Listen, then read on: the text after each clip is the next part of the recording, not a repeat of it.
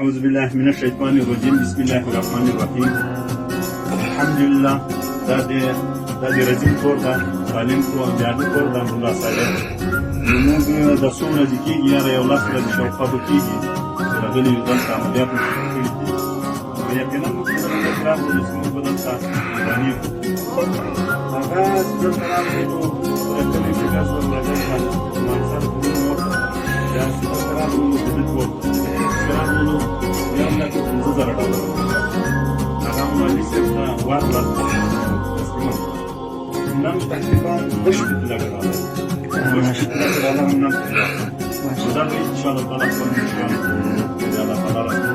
دا ټول پیسې دي دا لا اساسي ځای دا ټول شو دا خلاص هغه دي باندې دا کار دا په انشاءالله تعالی خپل مشران کوو